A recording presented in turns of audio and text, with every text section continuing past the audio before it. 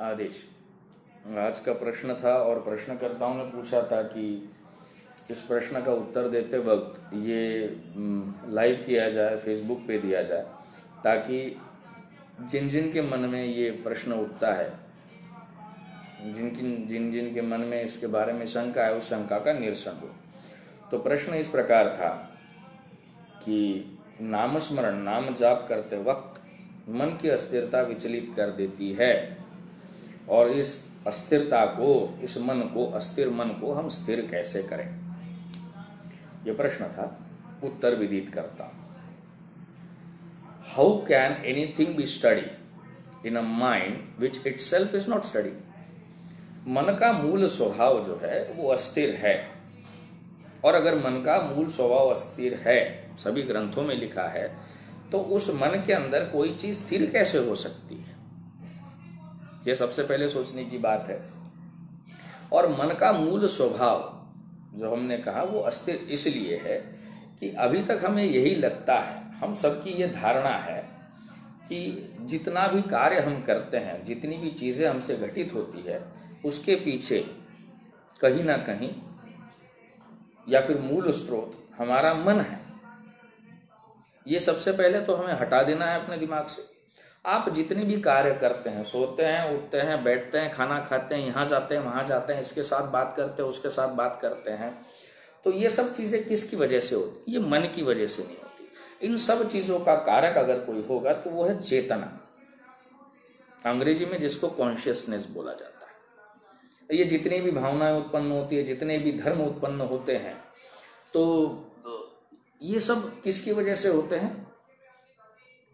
इन सब का कारण है चेतना। तो नामस्मरण, नाम जाप करते हुए हमें क्या करना है? तो हमें बस और बस नाम घटित हो रहा है, नाम लिया जा रहा है, मैं नाम लेता हूं ऐसा नहीं बोलना है, नाम घटित हो रहा है और नाम लिया जा रहा है, यही सोचना है। इसी श्रद्धा से आपको नाम लेते जाना है। अब गड़बड़ क्या होती है? गड़बड़ कहाँ शुरू होती है, कहाँ पे प्रॉब्लम्स शुरू होते हैं? आप नाम जप की शुरुआत करते हो, नाम संकीर्तन की शुरुआत करते हो, और आप ऐसा धारणा कर लेते हो, आप ऐसी धारणा कर लेते हो अपने मन में कि ये नाम मैं ले रहा हूं। अब जन्म के पहले श्वास से लेके तो आज तक, अभी तक, इस समय तक जितनी भी चीजें हो रही है वो आपके मन के द्वारा हो रही है। ऐसा आपने मन को बता के रखा और ऐसा मन ने आपको बता के रखा, बराबर। तो जब आप कहते हो कि मैं नाम ले रहा हूं, मुझे नाम लेना है, तो मन सोचता है कि ये मैं कौन है, मैंने तो नाम लेना नहीं कहा, तो ये कौन ले रहा है? तो वहां पे अधिकार का द्वंद्व शुरू हो जाता है, झगड़ा शुरू हो जाता है। इसलिए जिस समय आप इस मन को स्थिर करने की कोशिश करेंगे, ये बंड कर देगा, ये आपसे दगाबाजी कर देगा, और ये चाहेगा कि आप इसकी इच्छा के विपरीत कौन सा भी कार्य ना करें, क्योंकि आपने धारणावश या फिर चलते चलते इसी मन को अपना मालिक बना लिया। सही तौर से अगर देखा जाए तो मन हमें इसलिए दिया गया था कि मन जैसा सुंदर नौकर नहीं था, और मन जैसा बुरा, अत्यंतिक बुरा मालिक इस दुनिया में नहीं था। किंतु हो उल्टा गया है कि हमने मन को मालिक बना लिया और हम खुद नौकर बन बैठे। तो जब भी आप नाम स्मरण, नाम जाप करते वक्त ये विचार करते हो कि मैं नाम ले रहा हूं, मैं जाप कर रहा हूं, मैं भगवान के संकीर्तन में हूं, तब तक मन सोचता है कि भाई ये है कौन जो नाम संकीर्तन करने के लिए जा रहा है? मुझसे तो पूछा नहीं गया, मालिक तो मैं हूं। तो यहाँ पे द्वंद्व शुरू हो जाता है, यहाँ पर झगड़ा शुरू हो जाता है, और इसी की वजह से मन आपको विचलित करने की कोशिश करेगा, क्योंकि उसको मालूम है कि ये सब जो किया जा रहा है उससे उसकी मालकियत कम हो जाएगी। तो नाम स्मरण करते वक्त हमने क्या करना है? हमने जितनी शक्ति हमारी क्रय हो रही है, जितनी शक्ति हमारी क्रय हो रही है, मन को स्थिर करने के चक्कर में, झंझट में, उस शक्ति को बचाकर हमने चेतना पर ध्यान स्थिर करना है। और वो चेतना पर ध्यान स्थिर करना है माने जाप हो रहा है, जाप किया जा रहा है और जाप घटित हो रहा है, इन तीन चीजों का आपको ख्याल करना है। आपको जो माला दी जाती है वो हिसाब किताब के लिए नहीं दी जाती, वो तो निमित्त है, माला धरने का निमित्त आपको बताया गया, क्योंकि कुछ करते रहना ये हमारी आदत बन गई है। तो अगर आपको बगैर माला फेरे जाप करने के लिए बोला तो आपका मन तैयार नहीं होगा कि आप कुछ कर रहे हो। भली वो अड़चने अड़ंगे डालेगा, किंतु वो ये मानेगा नहीं अगर हाथ में माला नहीं है। तो कुछ क्रियाएं दे दी, हाथ में माला दे दी, उसके वजह से एटलीस्ट संभवता क्यों ना हो आपके मस्तिष्क में, आपकी धारणा में ये चीज तय हो गई कि आप कुछ तो भी कर रहे हो। मूल माला आपको हिसाब के लिए नहीं दी गई, वो तो एक निमित्त दे दिया कि इससे आपकी धारणा होए कि आप कुछ तो भी कर रहे हो। नाम घटित होना चाहिए। कबीर जी महाराज का एक दोहा है कि जहां पर कबीर जी महाराज कहते हैं कि आज मुझे कहीं तो भी ये समझ में आया, आज मुझे कहीं तो भी ये समझ में आया कि आज तक जो नाम कबीर ले रहा था, राम का जाप जो कबीर कर रहा था, ये कबीर करने नहीं करते थे। कबीर के नाम से राम ही अपना नाम खुद जाप कर लेते थे कबीर के लिए। तो ये तो बहुत बड़ी बात हो गई। ये यही गंतव्य हो सकता है। नाम कौन सा लिया जाए, किस भगवान का नाम लिया जाए, पंचाक्षरी, षडाक्षरी, द्विअक्षरी, त्रयोदशाक्षरी, द्वादशाक्षरी। तो इसी प्रश्न में वो सम्मिलित था, उसका भी उत्तर दे देता हूं कि छोटा बच्चा, छोटा बालक जब बड़ा बनता है तो उसके उस प्रगति के लिए, शारीरिक और बौद्धिक प्रगति के लिए माँ का दूध तो देना ही चाहिए, वो तो जरूरी है, वो तो प्रकृति की देन है। किंतु उसके साथ हम अन्य पदार्थ भी उसको खिलाते हैं। कोई तो भी उसको मूंग की खिचड़ी खिला देगा, चावल और घी खिला देगा, कहीं तो भी उसको थोड़ा बहुत मीठा दिया जाएगा, कहीं तो भी उसको बाहर का दूध दिया जाएगा। तो उसकी शारीरिक प्रगति के लिए, उसकी मानसिक प्रगति के लिए, उसको प्रगतिशील बनाने के लिए, उस छोटे बालक को बड़ा बनाने के लिए अनेकोत्तम पदार्थ हम प्रयोजित करते हैं, अनेकोत्तम पदार्थ उसको खिलाते हैं। गंतव्य बस एक ही रहता है कि वो उसका शारीरिक विकास हो, उसका बौद्धिक विकास हो। भौगोलिकता के अनुसार, परिस्थिति के अनुसार इन पदार्थों में भेद हो सकता है, ऋतु के अनुसार इन पदार्थों में भेद हो सकता है। कोई खिचड़ी खिलाएगा, कोई चावल खिला देगा, कोई दाल का पानी पिला देगा, कोई रोटी के टुकड़े करके उनको भिगो के उसको और बारीक करके खिला देगा।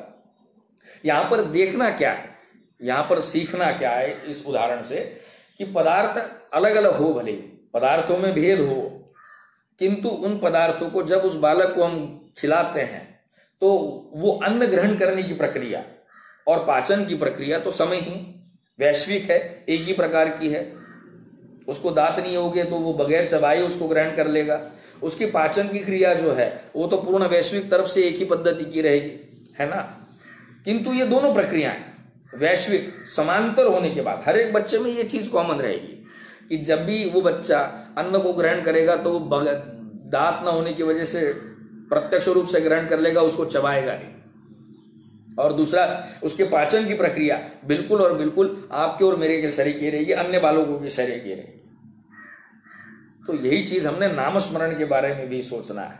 नाम कौन सा भी लो, भगवान का नाम कौन सा भी लो, जो आपको अच्छा लगता है, जो किसी गुरु ने बताया, जो किसी अधिकारी पुरुष ने बताया है, नाम कौन सा भी ले, उसके लेने की प्रक्रिया और उसके गंतव्य की प्रक्रिया वैश्विक ही है। तो उस भेद में ना अटक पड़े कि कौन सा नाम लिया जाए और कौन सा नाम नहीं। और हमेशा एक बात याद रख लीजिएगा कि अभ्यास से, सराव से आपको गंतव्य तक के जाना है। आज अगर मैं एक बीज जमीन में डालूंगा, उसको संस्कारित होने में और उस पेड़ को फल लगने में, फूल लगने में एक प्राकृतिक समय लगना है। वो किसी करोड़पति के यहाँ लग गया तो 2 दिन में उसको फल आ जाएंगे, किसी गरीब के यहाँ लग गया तो 2 साल लग जाएंगे, ऐसा कभी नहीं होता। प्रकृति को जितना समय जिस चीज के लिए लेना है, प्रकृति ने जितना समय जिस चीज के लिए तय किया है, उतना ही समय प्रकृति लेगी। किंतु अगर समय ले रही तो आपने ये भी सोचना जरूरी है कि वो पेड़ भी जब अंकुरित हो जाता है तब वो पेड़ भी निरंतर सराव, निरंतर अभ्यासरत रहता है। वो अपने मूलों से, रूट से पानी और मट्टी के अंदर के तत्व शोषित करता है, अपने पत्तों तक के भेजता है। वो पत्ते प्रकाश संश्लेषण करते हैं, खुद का खाना बनाते हैं। और जिस प्रकार से प्रगति होती रहती है, एक दिन उस पेड़ को फूल आ जाते हैं, फूल का परिणित पॉलिनेशन से फल में हो जाता है। तो एक समय तो तय है हर एक चीज के लिए, उसके लिए उस पेड़ को भी अप्रत्यक्ष रूप से हमें भले ही दिखाई ना पड़े, मेहनत तो करनी पड़ रही है, सराव तो हो रहा है, नित्य निरंतर अभ्यासरत तो है। बस नाम स्मरण के बारे में भी आपको नित्य निरंतर निरामय तरीके से वो करते जाना है। एक दिन खुद ब खुद ये मन आपके साथ बैठ के नाम जाप करेगा, और ना भी आए फिर भी चेतना तो आपके साथ है। फिर से एक बार आप सबको याद दिलाता हूं, जितनी भी क्रियाएं, कर्म, कर्तृत्व, धर्म हम कर रहे हैं, उसका मूल कारक, उसका मूल कारण चेतना है। हमने इन सब चीजों को मन से जोड़ा धारणाओं की वजह से। हमें धारणा ही बदलनी पड़ेगी कि सब चीजों का कारक चेतना है, उसको मन से जोड़ने की जरूरत नहीं। और जिस जिस समय आप चेतना पर ध्यान केंद्रित करोगे, मैं चेतन हूं और ये चीजें घटित हो रही है और मैं साक्षी भाव से इसको देख रहा हूं, नाम होते रहेगा, नाम संकीर्तन घटते रहेगा और कोई प्रॉब्लम नहीं आएगा, कोई अड़चने नहीं आएगी।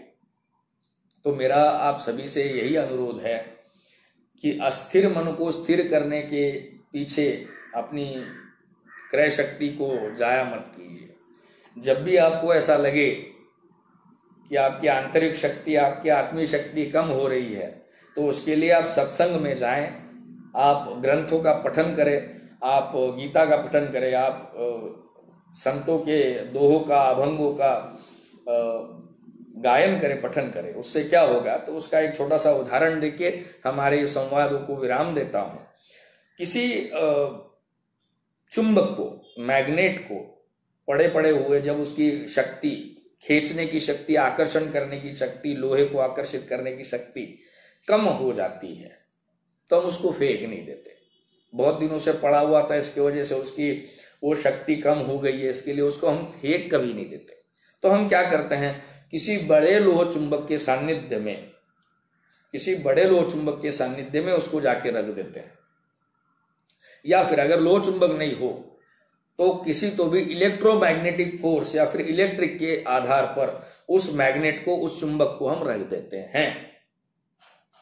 और आपको दिखाई पड़ेगा कि थोड़े समय तक, एक अच्छे नियत समय तक के उस लोह चुंबक को कंपन मिलता रहे, विद्युत का, इलेक्ट्रोमैग्नेटिक फोर्स अगर मिलती रहे, या फिर किसी चुंबक का उसको सानिध्य प्राप्त हो जाता है, तो उस चुंबक की जो शक्ति कमजोर हो गई थी वो फिर से उतनी ही कारगर होती है और वो चुंबक पहले जैसा ही शक्तिशाली बन जाता है। ये तो भौतिक उदाहरण हुआ।